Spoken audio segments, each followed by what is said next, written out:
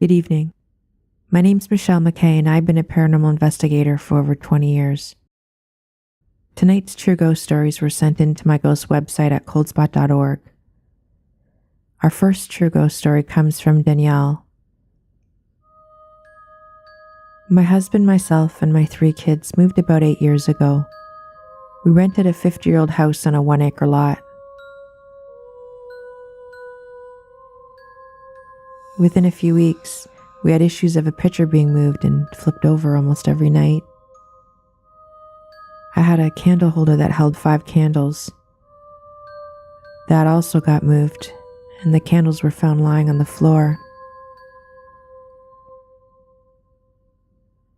After a few months, we started hearing noises throughout the house.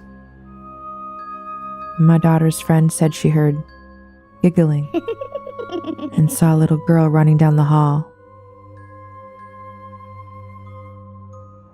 Later, a family friend moved in.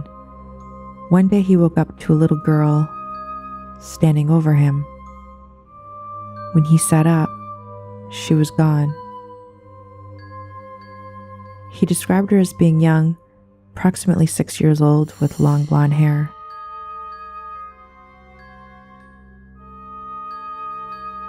We also had an old garage in the yard that no girls would go into. As I explained to my husband, it's the feeling of a grouchy old man that doesn't want any women in there. Very bad vibes. 5 years ago, everyone in the house was sleeping but me. Every time I started falling asleep, I heard noises like banging or doors closing. I must have gotten up about 4 times to check the kids that night.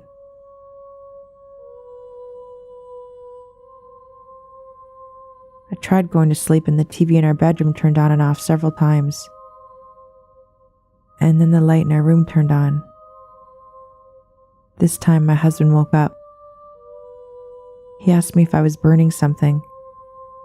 No, I wasn't. We walked around the house and found nothing, yet we could smell smoke. Our bedroom window was opened and it seemed like the smoke was coming in from outside. So I opened the front door and stepped outside. It was the house. It was on fire.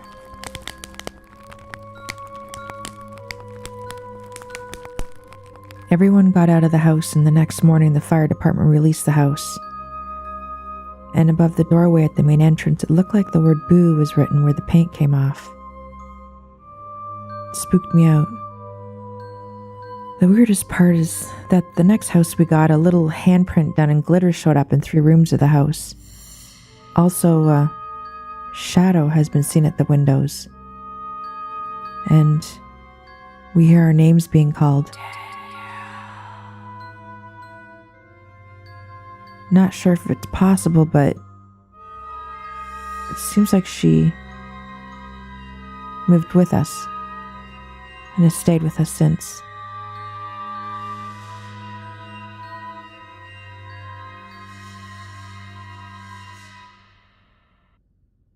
Our next true ghost story was sent in from Shay.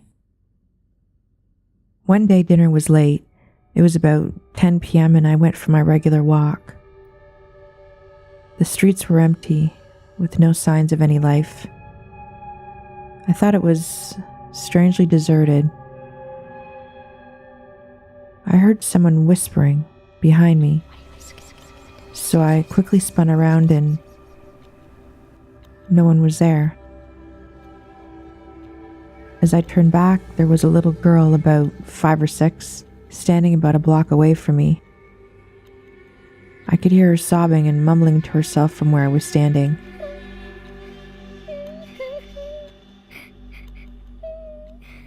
I started to walk towards her. I heard her saying she was lost and scared. I called out to her to see if she wanted to use my cell phone to call a family member, but she just stared at her feet the whole time.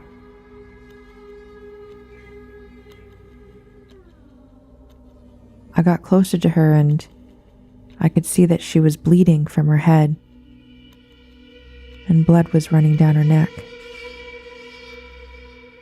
I started to dial 911, but when I looked up, she was gone.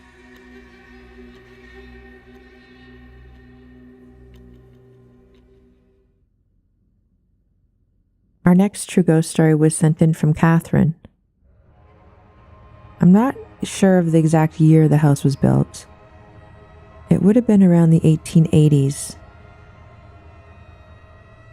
I always had a feeling of uneasiness in that house. And the rest of my family says they always felt the same way. There was always a feeling of sadness, like you were being watched.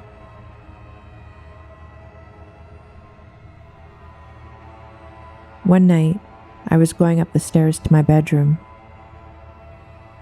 The stairs had 2 flights, with a little landing before the second set of stairs. When I took the first step up the second set of stairs, I looked up and saw a girl.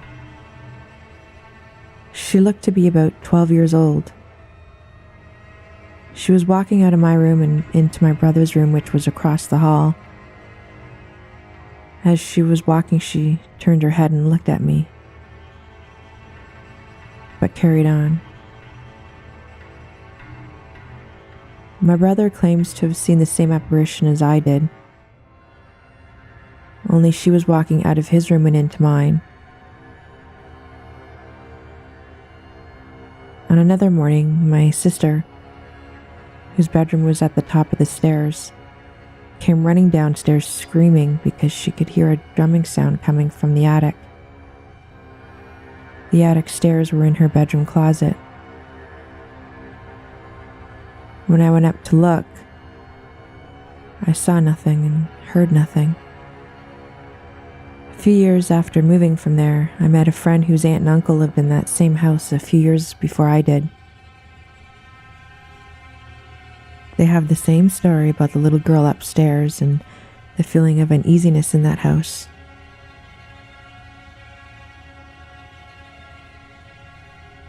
When we first moved there, we were told about twin boys that lived there and one of them dying in the house in the early 1900s. But nothing about a girl.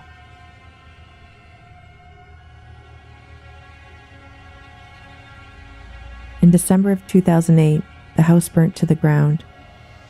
How? I don't know. But all that remains in the land is a drive shed.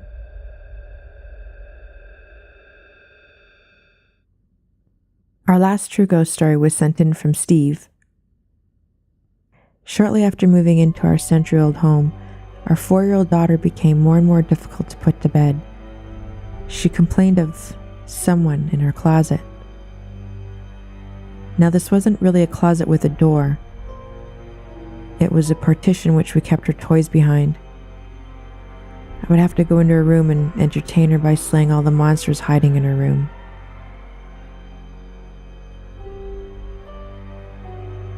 One night while sleeping, for some reason I opened my eyes, either to look at the clock or whatever it is that we open our eyes for at 2:35 a.m. Standing beside my wife on her side of the bed was what I thought was my 4-year-old daughter.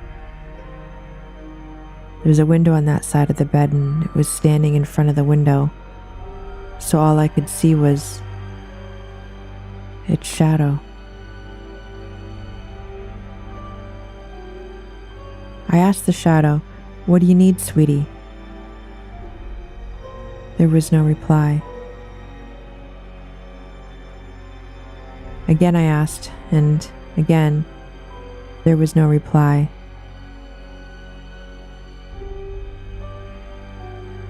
My wife, who was asleep facing me, was awoken by my questions. She asked what I said, and I told her that our daughter wants something, but she won't answer me. My wife asked, "Where is she?" I said, "Standing right beside you."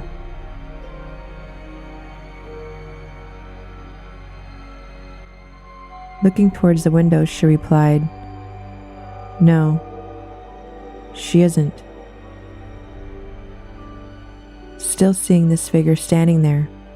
I of course replied, "Yes, she is." My wife turned on the light. There was nothing there.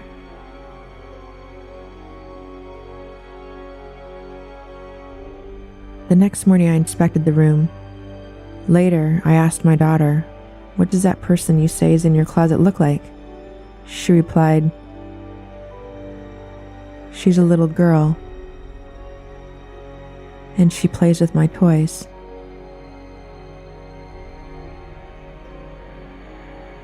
I saw the figure of the little girl 2 more times in my bedroom, again standing beside my wife. I didn't wake my wife either time. Instead, I turned on my light and, as before, it would disappear. Later that year, we renovated my daughter's room. After that, I never saw the figure of the little girl again, and my daughter never complained about someone playing with her toys.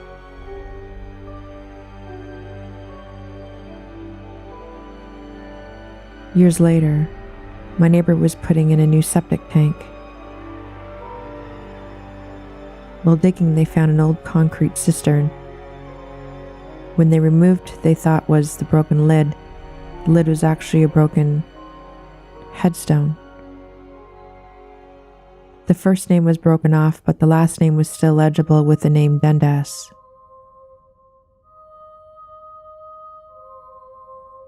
Through some investigating, my neighbor found that the Dundas family lived in his house and they had a daughter that had passed away.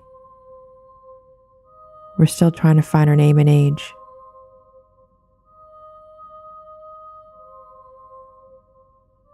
Well now, that was amusing, wasn't it? Have a pleasant evening, and sleep well.